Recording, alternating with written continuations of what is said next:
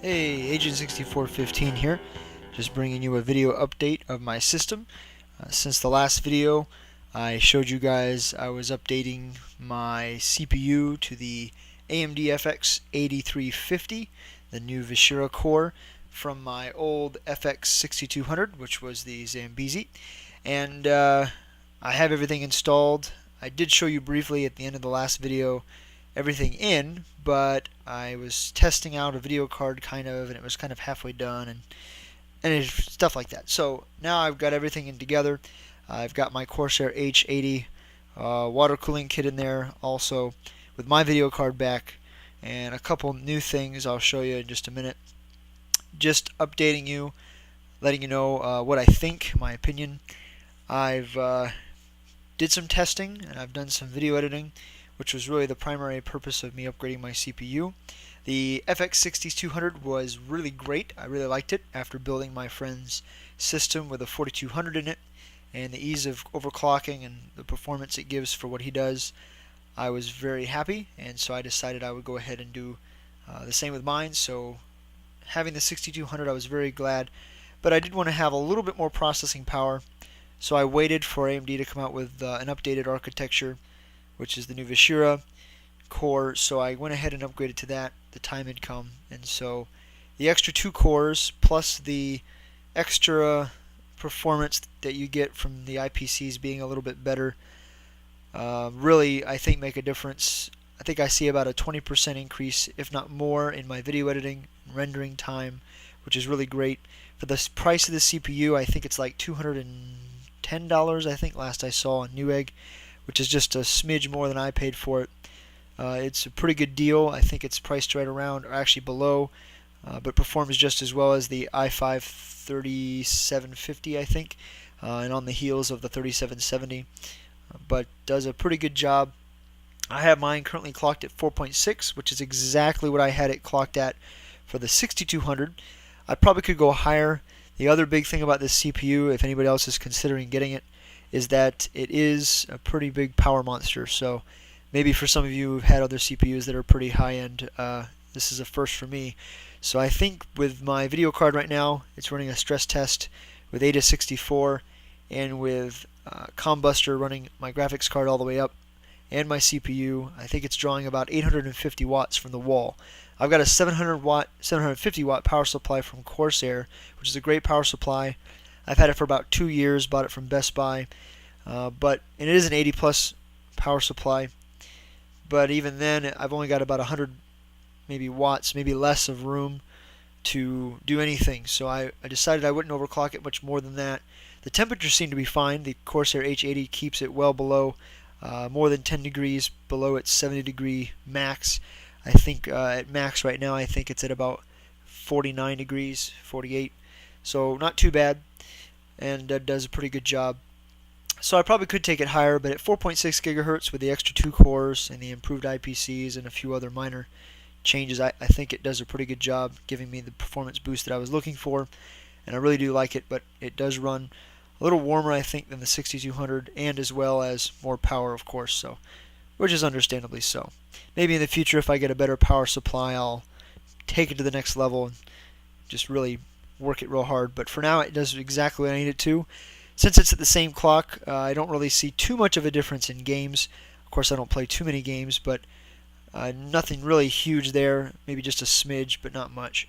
But mostly for my video editing, it's done pretty well. What I'll do right now is I'll show you guys the inside of the case, and now that everything's finished, point out a few things there for you that'll hope will help you, and then we'll conclude with a couple other things. So I got the light turned on here so you guys can see the inside of the case from my camera. It's kind of a bad lighting side of the room. But I wanted to point a few things out here. I've got, of course, everything installed. My video card's back in. I was testing my friend's video card last time I had the video on this. Of course, the video card was bad, sad to say. So, sad day when you got to throw out a graphics card.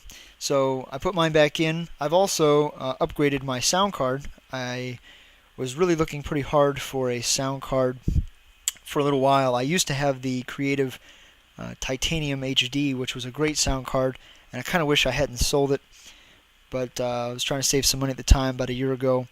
But now I was almost about to buy the same one again, but I decided to do some research. I found out a couple Asus cards do pretty well, and I wanted to give them a chance, so I went ahead and bought the Asus Zonar DX, which is a 7.1 sound card. I do not use the 7.1. Mostly the purpose for the sound card is mostly for music and for audio quality. I don't really play any games using the sound card, although it does have some pretty neat features for that. I have another Creative Go Pro that I use with my headset for games. But this is great for music. It seems to give a more natural sound, a nice clean sound. So did Creative, but I think more so they emphasize that. Their effects and stuff aren't quite as good, I think, as Creative's. But then again, I don't really use them much myself anyways. But I do think the SNR is very good quality at 116 decibels, which is pretty good. And also the THD is really nice. I think that's even better than the Creative's was. So it gives a nice, clear, accurate sound, which I really wanted. I'm not really into surround sounds and things like that for music. I really just like to have a regular hi-fi 2.0 sound, 2 speakers. So this card seems to produce that at $85. I can't complain. Some people say they have some problems with the driver sometimes. I experienced no problems whatsoever. I downloaded the latest ones from their website, installed it. It works fantastic. So that's the sound card you see in the bottom there. For the Corsair H80, I did something I don't normally do. I'm always normally against it when I see videos of people putting the fans facing in. However, Corsair does recommend that you do this from the instructions. And I think in the case where you have a computer case like mine where the fans exhaust out the top, then it really does seem to flow pretty naturally. Air comes in the front of the case, it comes in the side, and also comes in the back, and then it all flows out the top. So I think it's a pretty consistent airflow. I do think my temperatures are a couple degrees lower because I am doing that. Of course, I'm using both Corsair fans, which is a push-pull configuration, so it seems to do quite well. It is a little bit louder when it's in the push-pull configuration, but I think it does help a couple degrees in cooling. Just a note about the different speeds that you can turn on and off. The button, of course, is right on the... let me zoom in a little bit here for you guys. The button is right on the water block itself. There are 3 levels. These levels don't necessarily control... They do control the speed, but not really in terms of the fastest or the slowest. It's more of how aggressive the fan is. So the lowest one, the fans really don't get too high until it gets really, really hot. If it's on the highest setting, the fans are super aggressive, so as soon as it hits a pretty low temperature, it'll kick in pretty high. So when you're just doing like watching a video or something pretty minor, the fans will be up pretty loud, but it keeps it cool. I chose the middle one because it does stay pretty quiet for the most part. Right now, if I were to use a microphone to be able to hear the ambient noise, you could tell. It is a little bit loud right now. Not too bad though, because it's running the benchmarks. But it's pretty comfortable with the case side panel back on. I really can't hear it, especially with earphones, so it doesn't really bother me too much. So that's just something about that. Oop. And then also with the heatsink and fan just configuration there. So it seems to work pretty well. I like it. And everything else works pretty well. I will say again that with the power requirements that it seems to take, my graphics card is only the GTX 560, so it does require 2 6-pin power slots. It's only 150 watt, I think, TDP. So a bigger graphics card, the system would just require more power. So I'm not sure how much more you might need for your system, but just take the necessary precautions. I am using 3 regular hard drives and 1 SSD as well, so that probably doesn't help on power too much either. But it's a pretty good power supply. I've had it for a while. I do like it, so enough said about that. The last thing I'll say is, too, the next thing I'm thinking about upgrading is my memory. I do have 8 gigabytes right now of DDR 1600 megahertz at 79724. They seem to work really great, but the processor does support 1866. I would really love to get more memory and also faster memory, so that may be the next thing I do. It is pretty good price right now, so maybe after Christmas when all the gift giving is done. Those nice things. Alright, let me conclude with showing you some things with some benchmarks and some settings, and that'll be it. don't know how well you guys can see that. Maybe if you guys watch on the higher res, it might be a little bit better. I just wanted to show you while it's running the benchmark some of the temps and the settings that I've got. Let me just zoom in here so you guys can see it.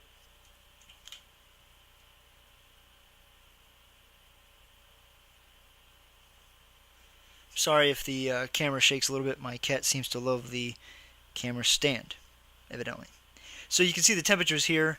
The running the benchmark, it's at about 49 degrees Celsius, which isn't too bad. I think when I run Prime 95, which I have run before, runs about 9 degrees more hot, so which is a great benchmark if you use that. I do think it's a little bit more unrealistic in terms of the calculations, but it does test the max temperature if that's important to you.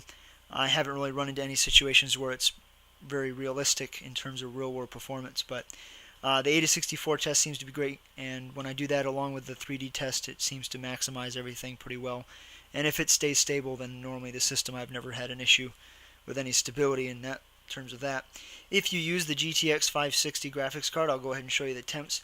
I have not overclocked the graphics card any more than what it came stock.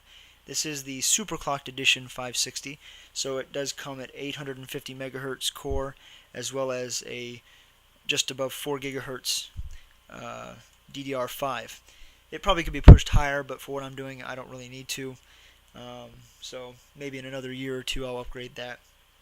But for the most part, it stays pretty cool, even at full load.